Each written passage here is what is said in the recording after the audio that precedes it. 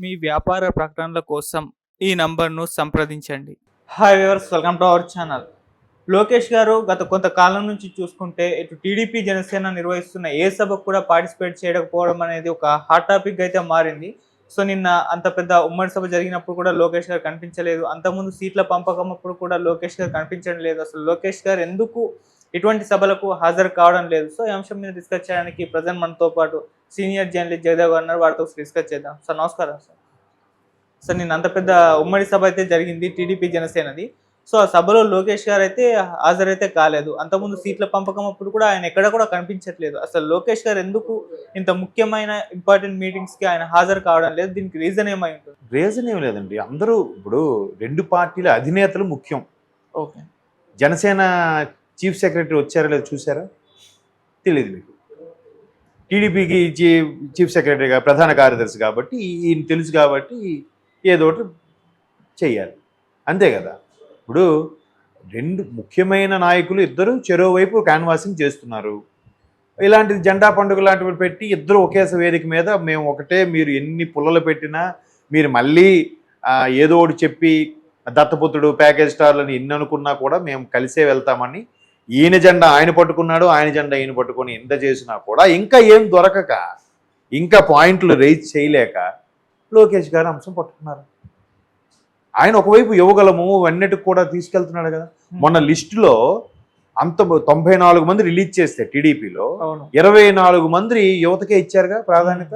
అంటే ఒక్కసారి కూడా అసెంబ్లీలో అడుగు పెట్టని, అసెంబ్లీ అంటే ఏంటో తెలియని, అధ్యక్ష అంటే ఎలాగంటుందో తెలియని వ్యక్తులకే కదా ఇచ్చారు. అది క్రెడిట్ ఎవరిది చెప్పండి? ఆ క్రెడిట్ ఎవరిది అయి ఉంటుంది? ఈ లోకేష్ గారు చెప్పగానే వినేస్తారా? కాదు కదా. కాబట్టి దీని మీద కొంచెం వేరేగా డైవర్ట్ అయ్యి వేరే వ్యవహారాలు కూడా చూసుకునే అవకాశం కనిపిస్తుందని నా అభిప్రాయం. దానికి ఏంటంటే ఏదో ఒకటి దొరుకుతుంది కదా అని చూసే వాళ్ళు చాలామంది ఉన్నారు. కాకపోతే ఆయన సభలకు వెళ్తున్నప్పుడు ఈయన వెళ్తున్నారు, పైగా అధినేత ఉన్నప్పుడు ఈయన ఇంకేం మాట్లాడతాడు? ఈయన కొన్ని మాట్లాడలేడు అంత ఫ్రీగా. ఇంకోటి, ఒకవేళ వెళ్ళి ఇచ్చిన చంద్రబాబు గారి తర్వాత లోకేష్కి ఎక్కువ ప్రాధాన్యత ఉంది, పవన్ కళ్యాణ్ గారికి ప్రాధాన్యత లేదు అంటారు మళ్ళీ మీరే. అవునా కదా? అలా కూడా జరిగిన సందర్భాలు ఉన్నాయా లేదా? ఇద్దరు సీనియర్. ఇప్పుడు చంద్రబాబు గారు అనుభవంతో పోల్చితే పవన్ కళ్యాణ్ గారు అనుభవం ఏం లేదు. పవన్ కళ్యాణ్ గారికి ఉండే అనుభవం ఒక రకమైన అనుభవం.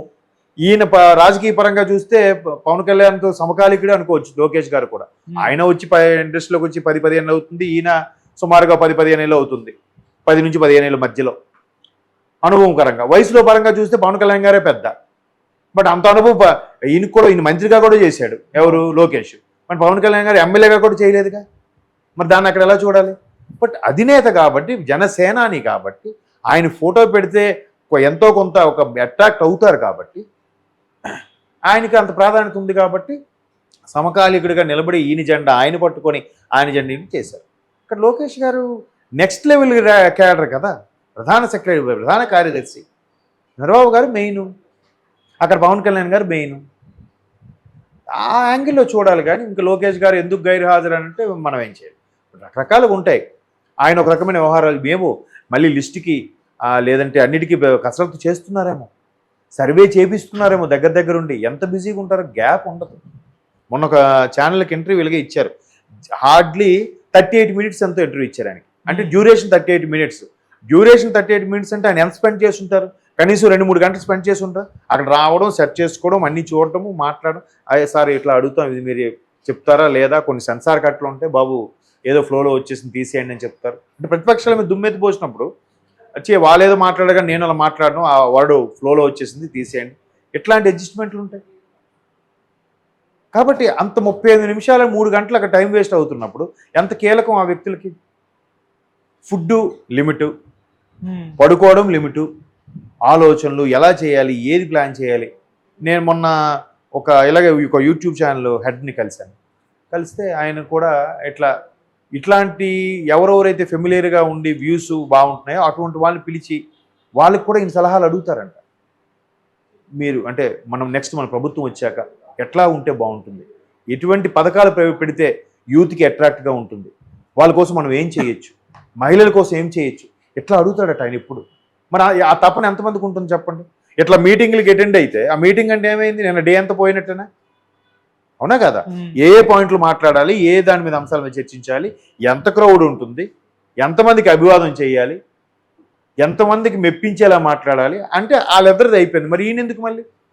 ఈయన కూడా రెస్ట్ పొజిషన్లోనో లేదు వేరే వ్యాపకాల్లో ఉంటే నెక్స్ట్ టీడీపీకి ఏం చేయాలి, పార్టీకి సంబంధం ఏం చేయాలి అనేది ఈయన ఒక ప్లాన్ చేస్తారు. ఈయనకు ఒక మ్యాప్ పాయింట్ ఉంటుంది. అది కదా. అప్పుడు ఆయన అరెస్ట్ అయినప్పుడు కూడా, చంద్రబాబు గారు అరెస్ట్ అయినప్పుడు కూడా ఆయన ఏం చేశాడు, వెంటనే యువగలం అనేది స్టాప్ చేసేసి ఆయన జైలుకి వెళ్ళి కలిసి ఎలా చేయాలి, అక్కడ లాయర్లతో ఎలా మాట్లాడాలి, ఏ అంశం మీద ఎలాగా ఆయన బయటికి తీసుకురావాలి, ఊరికే ఎందుకు ఇరికించారు, ఇన్ని అంశాల మీద చర్చలు అవుతున్నాయి. ఇవి అవుతున్నా ఒకవైపు సిఐడి వాళ్ళు ఢిల్లీ వెళ్ళి సమ్మన్లు ఇస్తే వాళ్ళ కోసం మళ్ళీ కూర్చోబెట్టి టైం కేటాయించారు. ఎక్కడ ఉంటుంది అసలు? నిజంగా చెప్తున్నా, ఎస్పెషల్లీ మిగతావేవో నాకు తెలియదు కానీ రాజకీయాల్లో ఉండే వాళ్ళకి మాత్రం పర్సనల్ లైఫ్ చాలా చాలా తక్కువ. పర్సనల్ లైఫ్ అనేది స్పెండ్ చేయడం చాలా తక్కువ ఉంటుంది. నేను అది చాలా కొంతమంది దగ్గర నుంచి చూశాను కూడా. ప్రతిదీ ప్రజలతోనే. ఆయన తుమ్మిన, దగ్గిన, కూర్చున్న అన్న ఏంటన్న పొద్దున్న లెగిస్తే చాలు. ఇప్పుడు మొన్న మా కొలీగ్ ఒక ఆయన ఉన్నాడు, ఆయన హరీష్ రావు గారికి దూర బంధువు ఏదో సంథింగ్, ఇక్కడ మన మాజీ మంత్రి హరీష్ రావు గారు. ఆయన కలవడానికి వెళ్తే వస్తే 6:30 లోపు వస్తేనే అన్న కలుస్తారు, లేకపోతే కలరు. సరే ఆయన 6 కల్లా రెడీగా ఉన్నారు, 5:15 కల్లా. ఆయన 6 కల్లా కిందకి దిగాడంట. రండి సోదరా ఏంటి సంగతి అన్న, ఇళ్ళగా చిన్న పని ఉంది వచ్చి, రండి కూర్చొని టిఫిన్ చేస్తూ మాట్లాడుకుందాం అంటే, మాట్లాడి మళ్ళీ టిఫిన్ చేసి అదో టైం వేస్ట్ అని మాట్లాడుతూనే టిఫిన్ చేసేసారంట. సరే వెంటనే పిఏకి చెప్పారంటే పని అయిపోతుందని చెప్పారంటే అయిపోయింది అంతే. 6:20 కల్లా ఆయన బయటికి వెళ్ళిపోయాడు ఆయన హరీష్ రావు. మళ్ళీ ఎప్పుడు వస్తాడు ఇంటికి? 10:30, 11. సో అంత బిజీగా ఉండే వ్యక్తులకి ఇప్పుడు చంద్రబాబు గారు ముఖ్యమంత్రిగా ఉన్నప్పుడు హుద్దు అయింది, ఉత్తరాంధ్రకి కుదిపేసినప్పుడు 4 గంటలకి టెలికాన్ఫరెన్స్ ఏంటండి కలెక్టర్లతోని, 4 o'clockకి. నేను లైవ్ ఎగ్జాంపుల్, 4 o'clockకి టెలికాన్ఫరెన్స్ పెట్టి త్వరగా నెల రోజుల్లో అన్ని పవర్ అప్ చేపిస్తే కదా, 4 గంటలంటే ఆయన ఎప్పుడు పడుకుని ఉండాలి ముందు రోజు? అలా పనిచేస్తూనే ఉంటారు కదా. రోజుకి 18 గంటలు పని చేస్తుంటే ఎక్కడ పర్సనల్ లైఫ్ ఉంటుంది?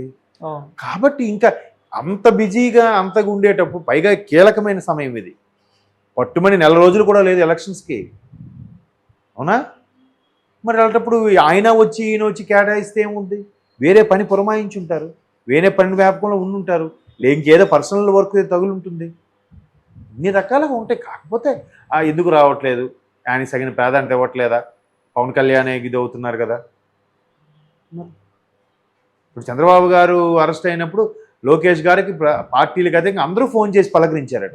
ఇక్కడ నుంచి అందరూ ఫ్రెండ్స్, పార్టీలు వేరేనా, అది పార్టీ వేరు, రాజకీయం వేరు, ఫ్రెండ్షిప్ వేరు, అలా ఉంటుంది. అందరినీ అలా సమాయత్తపరిచి అందరినీ తృప్తిపరిస్తేనే నాయకుడు. అప్పటికే విమర్శలు వినిపిస్తుంటాయి. నాయకుడు అనేవాడు అందరినీ సంతృప్తి పరచలేడుగా. 100లో ఒక 5గురికి చేయకపోయినా విమర్శలు అనేది సహజం. ఇప్పుడు మీరు అంటున్నట్టుగానే వార్తలు పుట్టుకొస్తూ ఉంటాయి. కాబట్టి ఆయన బాగా ఆయన ప్రాధాన్యత ఇచ్చేస్తున్నారు. బాబు గారు అబ్బాయి అని చెప్పి ఆ సీనియర్ నాయకులను అందరిని పక్కన పెట్టి ఆయనకి ఇచ్చేస్తున్నారు అంటే ఎలా అవుతుంది? ఎవరికి ఇవ్వాల్సిన ప్రాధాన్యత వాళ్ళకి ఇస్తూనే ఉన్నారు కదా. కాబట్టి దాన్ని మనం అలాగా దానికి గుడ్డి మీద కోడిగుడ్డి మీద వెంట్రుకలు బీకినట్టుగా మళ్ళీ అలా చూస్తే మనం ఏం చేయలేం. సో అది కూడా ఒక మంచి, ఒక్కొక్కరు ఒక్కొక్క విధంగా ఆలోచించి అన్ని రకాలుగా మనిషి వైపు వెళ్ళి క్యాన్వాసింగ్ చేస్తుంటేనే అవుతుంది.